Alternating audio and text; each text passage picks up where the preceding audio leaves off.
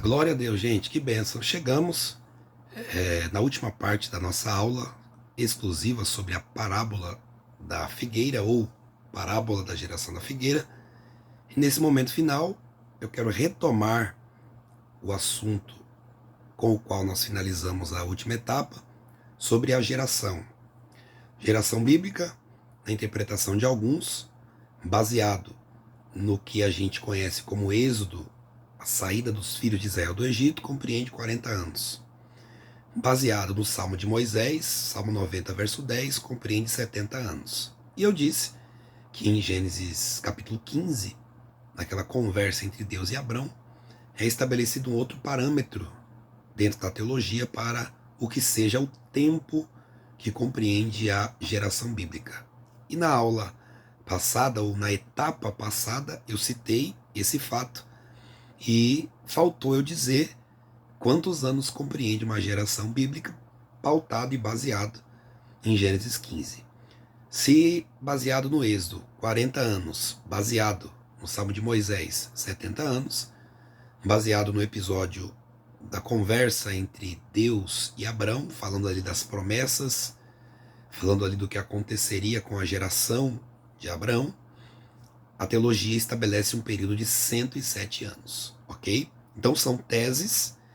E como se trata em Mateus 24 de escatologia, coisas futuras, não há de fato um consenso.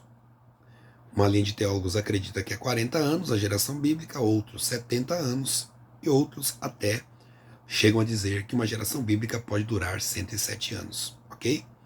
Agora, para caminharmos para o final dessa aula que está sendo fracionada, fragmentada, estamos ministrando essa aula por não a prestação, né? Vão dar aí 5 vídeos aproximadamente.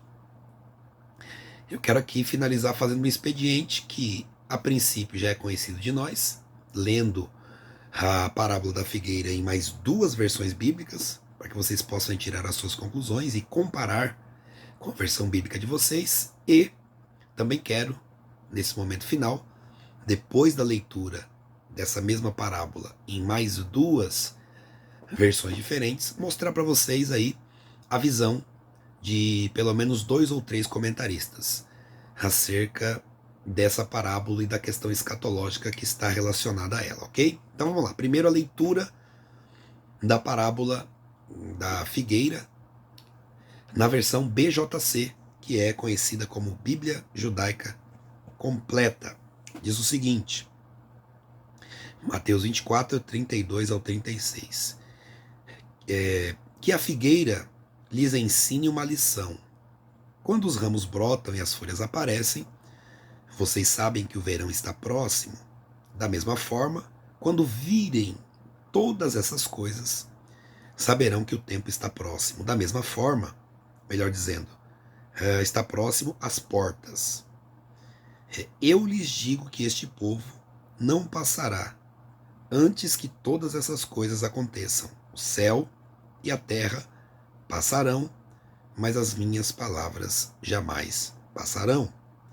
Quanto ao dia e à hora, ninguém sabe, nem os anjos, nem o filho. Lembra aquela questão que eu expliquei para vocês? Por que é que esse texto diz que nem o filho? Vocês vão, já nesse ponto aqui, vocês já vão ter ouvido eu falar sobre isso em partes anteriores da aula, né? Então 36 diz: quanto ao dia e à hora, ninguém sabe, nem os anjos do céu, nem o filho, apenas o Pai. Ok? Agora nós vamos ler aqui na versão BTX, conhecida como a versão do texto bíblico da Bíblia Textual, de estudo contextual. Mateus 24, 32 ao 36, parábola da figueira. Assim que da figueira aprendei a parábola. Quando seu ramo já está tenro e brotam as folhas, sabeis que o verão está perto. Assim, também vós, quando virdes todas essas coisas, conhecei que está perto as portas. De certo, vos digo que de maneira nenhuma passará esta linhagem. Vocês conseguiram fazer essa comparação?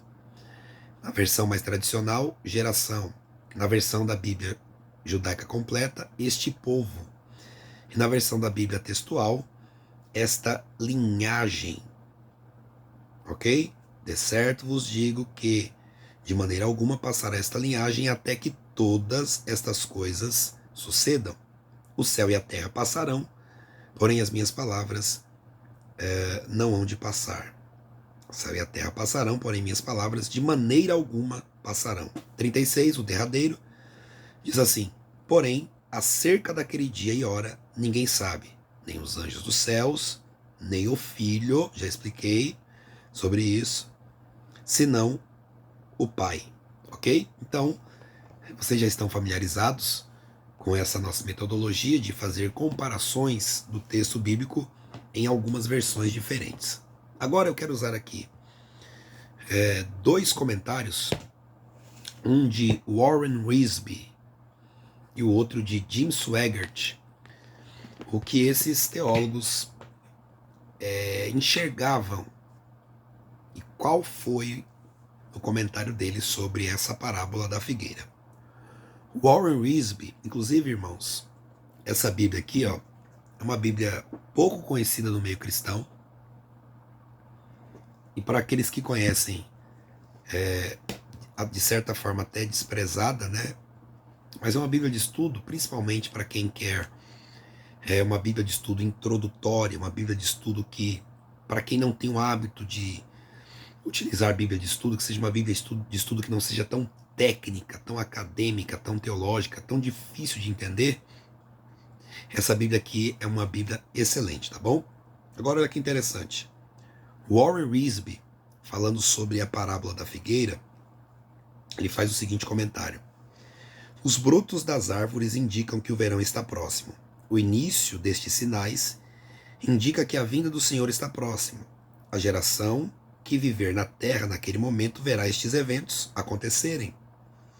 Nós, por enquanto, vemos um prenúncio destes sinais. Não procuramos sinais como esses, buscamos o Salvador. Aí ele usa, para falar sobre isso, Filipenses 3:20. Depois vocês acompanhem na Bíblia de vocês. Jesus pode vir para buscar sua igreja a qualquer momento. Iminência, a qualquer momento, a qualquer hora, a qualquer instante, ok? Mas como eu disse aqui na parte anterior da aula, nós não podemos, como cristãos, reagir diante desses acontecimentos cataclísmicos, catastróficos, que envolvem aí fenômenos da natureza. Primeiro, não devemos ter a chamada escatomania, né? Achar que tudo é sinal escatológico, e também não devemos reagir com desespero. E isso serve como esperança para aqueles que anseiam pela vinda de Cristo, por aqueles que dizem Maranata, ora vem, Senhor Jesus, ok? E é bem interessante essa visão de Warren Wiersbe, porque ele diz: nós não procuramos sinais acerca disso. Primeiro porque os sinais acontecem, estão acontecendo, acontecerão. São bíblicos, proféticos, e por serem bíblicos e proféticos se cumprirão. E segundo, que o nosso alvo principal é buscar a Cristo. Porque se eu busco os sinais, se eu tento identificar os sinais, se eu me torno um perito em detectar sinais proféticos, mas não estou em Cristo, quando vier o cumprimento escatológico da vinda de Cristo, eu não estarei com Ele. Agora, se eu priorizo buscar a Cristo enquanto eu posso buscar, servir e adorar a Ele, independente dos sinais, do momento em que esses sinais vão se cumprir, o importante é que nós estamos sendo preparados para estar com Ele para todo sempre, para subir e estar com Ele por toda a eternidade, tá bom? Agora, além de Warren Wiersbe, como eu prometi, eu vou fazer aqui a leitura dos comentários de Warren, ou melhor dizendo, de Jim Swaggart, sobre a parábola da figueira. Ele diz o seguinte: primeiro, a Bíblia indica 3 árvores, a figueira, a oliveira e a videira, como representação da nação de Israel, nacionalmente, espiritualmente e dispensacionalmente, épocas e dispensações. Essa é uma expressão para aqueles que são adeptos do dispensacionalismo, no nosso caso, dispensacionalismo clássico, Isso aqui é assunto para uma outra aula, tá? Ele ainda comenta, dentro desses versículos, do 32 ao 36 de Mateus 24, que é onde está localizada a parábola da figueira, a seguinte coisa: tem a intenção de servir como ilustração de Israel nacionalmente. Depois ele diz: a ideia do verão está próximo refere-se a Israel como sinal profético maior de todos, nos dizendo que agora estamos vivendo nos últimos dias, dias escatológicos, os últimos dias. E existe aí um questionamento teológico de quando se dá esse ponto de partida para esse período chamado últimos dias. O nascimento de Cristo, a morte e a ressurreição de Cristo, a ascensão de Cristo. E aí existem várias teses.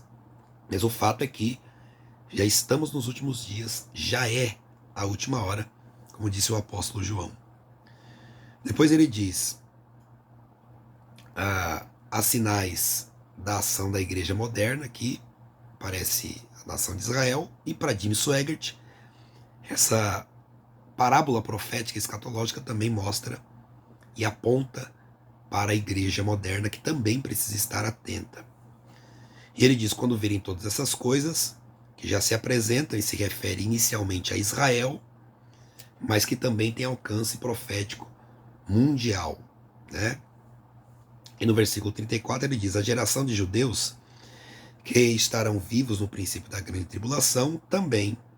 Isto foi uma predição de Cristo, que independente dos problemas de Israel, que Israel confrontasse, até a partir do seu dia eles sobreviveriam. Fala também da resistência, da resiliência do povo judeu e da proteção e do cuidado de Deus com o povo judeu, já que Israel sempre foi vista ao longo da história como a menina dos olhos de Deus.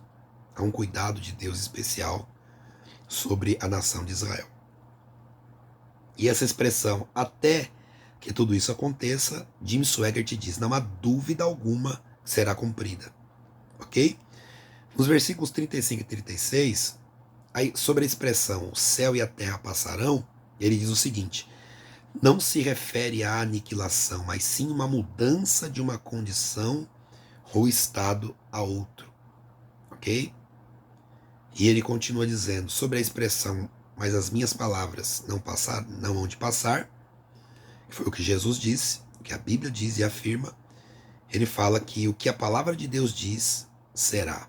Então, gente, encerrando a nossa aula, nesse momento final, eu, como de costume, mostrei para vocês mais duas versões do texto bíblico sobre a parábola da figueira e trouxe aí também dois comentários, um de Warren Wiersbe e outro de Jim Swaggart, sobre como eles entendem, qual é a visão deles sobre a parábola da figueira. A verdade é, como se trata de um assunto escatológico, existem várias linhas interpretativas, mas a verdade que a gente precisa guardar no coração é: Cristo vem, ele voltará para arrebatar a sua igreja, para cumprir esse tempo escatológico de estarmos com ele por toda a eternidade, e nós precisamos estar preparados para estar com ele, tá bom?